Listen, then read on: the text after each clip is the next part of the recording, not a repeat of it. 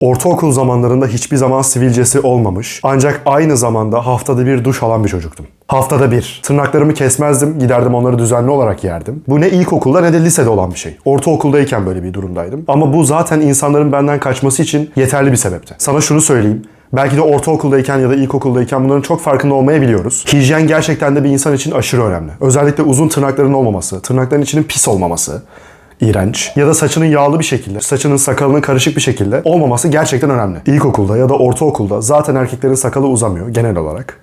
Ama artık lise ve sonrasında hem bu uzun tırnaklar, hem bu uzun tırnakların içinin pis olması, hem de bu yağlı saçlar bir yerden sonra çekilebilir bir durum olmaktan çıkıyor. Çünkü biz biraz daha büyüdükçe bu hijyenin ne kadar önemli bir şey olduğunu anlıyoruz. Belki de küçükken sümüğünü yiyen çocuklar artık büyüdükten sonra tüm gün 5 farklı losyonu saçlarına uygulamaya başlıyorlar. Kendilerine inanılmaz dikkat eden insanlar, belki sahte gibi gözükebilecekken bile bu pis insanlardan daha fazla ilgi topluyor. Çünkü kimse pis birisinin, kötü kokan birisinin, deodorant kullanmayan birisinin yanında olmak istemez. Benim hem yağlı saçları olan, hem uzun tırnaklarla dolaşan, hem de uzun pis tırnaklarla dolaşan arkadaşlarım var. Bak, kızsan uzun tırnak farklı bir boyut. Tabii ki de tırnağın hiçbir şekilde hangi cinsiyette olursan ol pis olmamalı.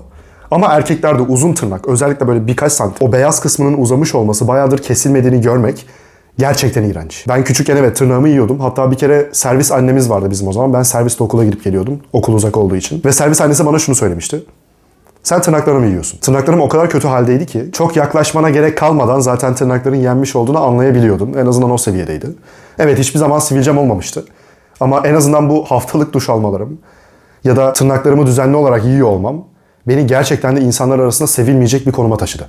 Evet, bazı yakın arkadaşlarım vardı ama en azından hiçbir zaman bir kızın bana gelip de açıldığını ya da bir erkeğin gelip de bana ne kadar güzel kokuyorsun, ne kadar yakışıklısın diye iltifat ettiğini ailem dışında duymadım. Hijyen belki de gerçekten de oturulup üzerine düşünülüp hemen bir anda halledilebilecek bir şey. Gerçekten de.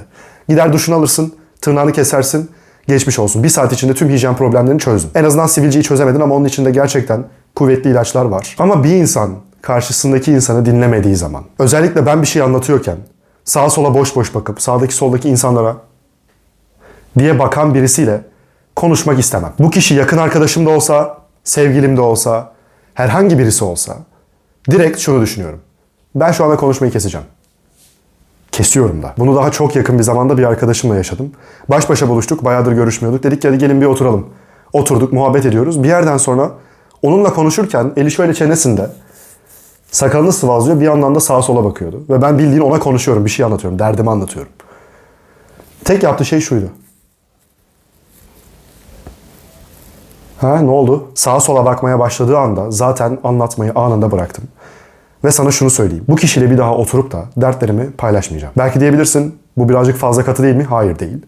Çünkü karşımdaki kişi benim bir derdimi anlamayacaksa, bir şeyi dinlemeyecekse onunla niye konuşuyorum en başta? Özellikle kafelerde ya da bir arkadaşımla alışveriş yapmaya gittiğim zaman da buna çok dikkat ediyorum. Kasiyerlere, garsonlara, genel olarak bir yerde çalışan insanlara ne kadar saygılı. Diyelim ki bir arkadaşımla ya da sevgilimle kafeye gittim. Kafeye gittik, oturduk. Birisi geldi. Biliyorsun orada bazı çalışanlar oluyor. Boş bardakları alıp toplayıp gidiyorlar ya da boş bardakları toplamasalar da direkt kasada senin paranı alan birisi oluyor. Ve sen oraya siparişini verdikten sonra teşekkür ettiğin zaman hiçbir yerinden bir şey eksilmez. Ya da birisi gelip senin o bitmiş bardağını aldığı zaman ya da ortamda sigara içen birisi varsa o küllüğü alıp boşalttığı zaman teşekkür etmek çok da zor bir şey değil. Çünkü o kişi senin oradan kalkmanı bekleyene kadar direkt geliyor alıyor. Ama bunu yapmak zorunda değil. Şöyle düşün, sen çalışan olsan insanlar orada konuşuyorken gidip almak çok da seni rahat hissettirmez. Bomboş bir masaya gidip toplamak daha rahattır.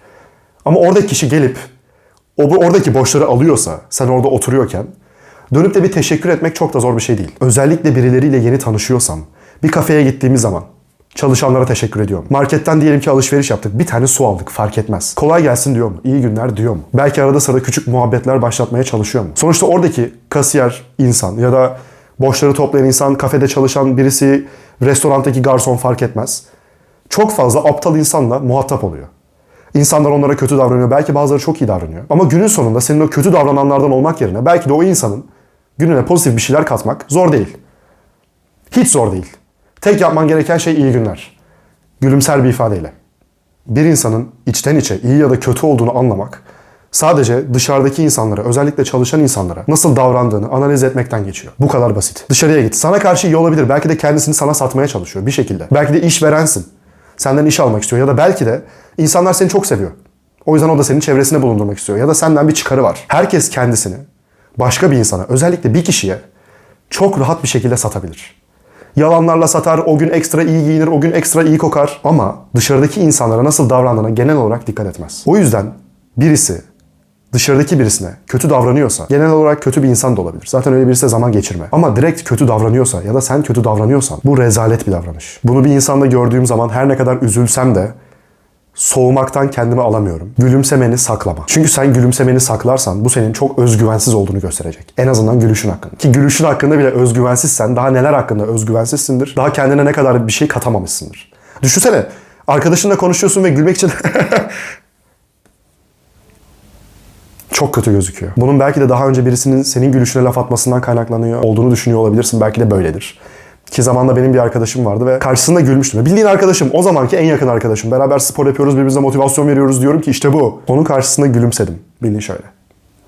Ve bana dedi ki bir daha gülümseme, çok çirkin oluyorsun. Bunu o an şaka yoluyla söyledi. Ama zaten dişlerimi de pek beğenmiyordum.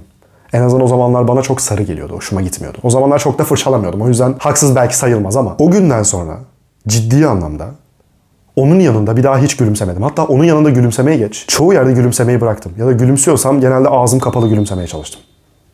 Şöyle.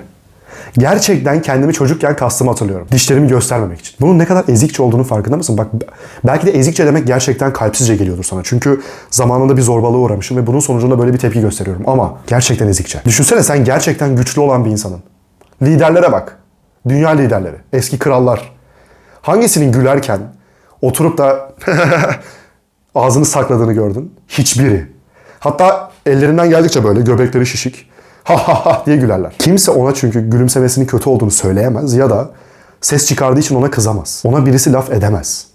Hatta orada o kralın, o liderin gülerken çıkardığı ses, o vücut açıklığı onun ne kadar dominant bir insan olduğunu da gösterir. Der ki ben ses çıkarmaktan korkmuyorum. Dişlerimi göstermekten, vücudumu açmaktan. Çünkü siz bana bir şey yapamazsınız. Ben özgüvenliyim. Ama bunun tam tersi olduğu zaman hiç çekici değil. Birkaç ay önce arkadaş ortamında otururken yeni birisi katılmıştı aramıza. Yani en azından benim için yeniydi. Oturduk, muhabbet ediyoruz. Ben tabii ki de yeni gelen kişinin hareketlerini analiz ediyorum. Çünkü daha önceden tanımadığım tek kişi o. Artık onu da biraz tanımaya, belki bazı hareketlerini incelemeye çalışıyorum. O sırada şunu fark ettim. Arkadaşımla konuşurken bu yeni gelen kişi, adı Ahmet olsun. Arkadaşımla diyelim ki Faruk. Faruk Ahmet'le konuşuyor. Faruk, yani benim arkadaşım, ona bir şeyler anlatıyor o sırada. Ve Ahmet'in tepkisi tam olarak şu. Ha ha. Ha ha. Aa evet öyle mi ya? Allah Allah. Ha ha. Aa marketten alışveriş yaptın. Sıkıntı olan şey burada şu. Belki de anlamışsındır. Çok sahteydi. İnanılmaz sahteydi. Tepki verilmeyecek bazı şeylere oturup da orada sırf tepki vermek için tepki vermesi beni anında soğuttu. İnanılmaz bir önyargıya kapıldım ve dedim ki şu an Faruk bunun farkında mı bilmiyorum ama Ahmet ona sahte tepki gösteriyor. Ya da ortamdaki diğer arkadaşım. Bunların farkındalar mıydı? Emin değilim. Ama oturup da ha evet ya çok iyi. Ha. Aynen. Ha. Kimseyi bu kadar odaklı dinlemezsin. Bir insanın bir cümlesinden sonra bu kadar yorum yapmazsın. Bu sahtecilik illa her şeyi onaylamak ya da ha yapmak olmak zorunda değil. Herhangi bir şekilde. Bir ortama gittin, normalde olmadığın gibi mi kendini gösteriyorsun? Tamam, belki o an senden soğumayacağım. Ama senin sahte olduğunu hissettiğim an, ki emin ol insanların içgüdüleri gerçekten gelişmiş. Sahte olduğunu hissettiğim an senden soğuyacağım. Çünkü daha ilk günden kendisini sahte birisi olarak lanse eden birisi. Bu kişiye karşı nasıl bir çekim hissedebilirim? Aa beni ne kadar iyi kandırdın, tebrik ederim. Hayır, hayır. Alakası yok. Bu aramıza yeni gelen kişiye, yani Ahmet'e karşı hissettiğim tek şey şaşkınlıktı. Bunu nasıl yapabiliyor? Nasıl bunun farkında değil? Nasıl ya da fark ettiğimizi anlamadı? Nasıl? Ve bir daha aynı ortama girmek istemediğimi anladım. En azından böyle devam edecekse. Belki de oturmamızın 5. dakikasıydı. Çok bir zaman bile geçmedi. Sahte olabilecek herhangi bir davranış etrafındaki insanlar tarafından çok rahat anlaşılır. İşte benim şöyle arabam var, böyle param var. Instagram'a sahte fotoğraflar atmak zorunda, filtre kullanmak zorunda değiliz. Günün sonunda sahte seni sevecek olan bir insan için ya da insanlar için niye emeğini harcıyorsun? Bu emek sence gerçekten doğru bir yere mi gidiyor? Bak ben sana şey demiyorum. Hiçbir zaman insanlar beni olduğum gibi kabul etsin diyen birisi olmadım.